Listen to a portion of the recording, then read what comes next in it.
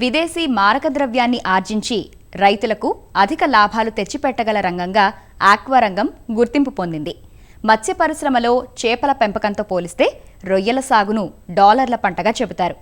వెన్నామి రొయ్య అందుబాటులోకి వచ్చాక అధిక సాంద్ర పద్ధతిలో అంటే ఎకరాకు 1,50,000 వరకు పిల్లలను వదిలి పెంపకాన్ని కొనసాగిస్తున్నారు. కాబట్టి రైతులు పెంపకం ప్రారంభించే ముందుగా చెరువు తయారీ మీద ప్రత్యేక దృష్టి సారించాలి. లేదంటే ముందు పంట నుంచి వ్యాధులు ఈ పంటకు వ్యాప్తి చెందే అవకాశం ఉంది. దీనితో పాటు నీటి నాణ్యతను పరీక్షించుకుని అందుకు తగ్గట్లుగా పిల్ల సంఖ్యను నిర్ణయించుకోవాల్సి ఉంటుంది. ప్రస్తుతం వెన్నామి రొయ్య సాగును ప్రారంభించే రైతులకు సూచనలిస్తున్నారు నెల్లూరు జిల్లా ముత్తుకూరు మత్స్య కళాశాల శాస్త్రవేత్త డాక్టర్ హరిబాబు. జూలై ఆగస్టు నెలలో పంట వేసేటువంటి రైతులు పాండ్ ప్రిపరేషన్ విషయంలో చాలా జాగ్రత్త వహించాలి. ముఖ్యంగా చెప్పుకోవాలంటే రిస్క్తో కూడినటువంటిది Vibrio bacteria, white spot virus రెండూ కూడా ఈ రెండో పంటని అతలాకుతలం చేసే ఆస్కారం ఉంది. ఈ పరిస్థితుల్లో పాండ్ ప్రిపరేషన్ గురించి ఆలోచించవలసి వచ్చినట్లయితే అంతకు ముందు కనుక మనకి పాండ్లో కల్చర్ జరిగి ఉన్నట్లయితే ట్యాంక్లో నెక్స్ట్ కల్చర్ వేసేటప్పుడు ట్యాంకు అడుగు భాగం ఎండదు. సూర్యరశ్మి లేకపోవటం వల్ల, ఆరే సమయం లేకపోవటం వల్ల ఆ బురదని మళ్ళీ బయటికి పంపించుకొని అడుగునున్నటువంటి మురుగుడు బురదని కాటుక రూపంలో పేస్ట్ లాగా జిగురులాగా ఉన్నటువంటి మల పదార్థాన్ని చాలా వరకు నీళ్లు బయటికి వదిలినప్పుడే హార్వెస్ట్ టైంలో వదిలినటువంటి నీళ్ల ద్వారా 50% బయటికి వెళ్ళిపోద్ది. మిగతా 50% బురద రూపంలో అడుగునున్నప్పుడు దాన్ని ప్రిపేర్ చేసేటప్పుడు ఆక్సీకరణ చర్య అంటాం.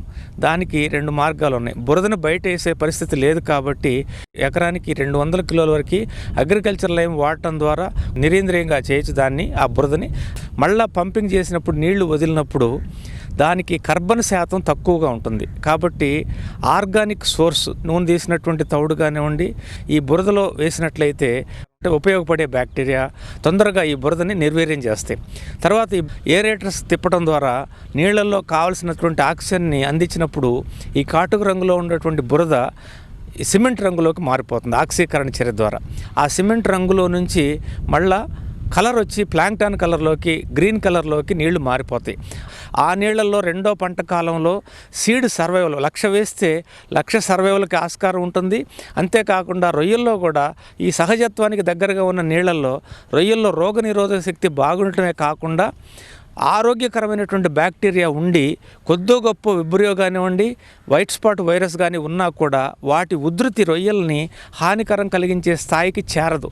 5 ppm వరకు మాత్రమే బ్లీచింగ్ పౌడర్ వాడుకున్నట్లయితే నీటి సహజత్వం కోల్పోకుండా మళ్ళీ పంటకు వేసినప్పుడు, సీడ్ వేసినప్పుడు మనం కలర్ కోసం వాడేటువంటి సూపర్ ఫాస్ఫేట్ కావచ్చు, లేకుంటే తౌడు, శనగ చెక్క, బెల్లం వంటి జ్యూసులు కావచ్చు, వాటి వాడటం ద్వారా నీళ్ళలో సహజత్వాన్ని తీసుకొచ్చినప్పుడు రొయ్యలు హానికరమైనటువంటి విబ్రియో నుంచి కానివ్వండి, కొద్ది మోస్తాదులో ఉన్నటువంటి వైట్ స్పాట్ వైరస్ని తట్టుకొని ఆరోగ్యవంతంగా బతకగలిగే అవకాశం ఉంటుంది. కాబట్టి రొయ్యలకు ఉపయోగం జరుగుతుంది. నీటి కలర్ కోసం చేసేటువంటి డిఓబి నూనె చేసిన తౌడు, శనగ చెక్క వాటితో వాడటంతో పాటు శనగ చెక్క స్థానంలో రొయ్యలకు వాడేటువంటి మేతని 10 కిలోలు వాడుకున్నట్లయితే విలువైనటువంటి పోషక పదార్థాలు కలిగి ఉండటమే కాకుండా బ్యాక్టీరియా, మంచి బ్యాక్టీరియా పెరగటానికి, తర్వాత ఆ పెరిగే బ్యాక్టీరియా తర్వాత కల్చర్ సమయంలో రొయ్యకి బాగా ఉపయోగపడతాయి. కాబట్టి రైతుకు లాభదాయక పెరిగే అవకాశం ఉంటుంది.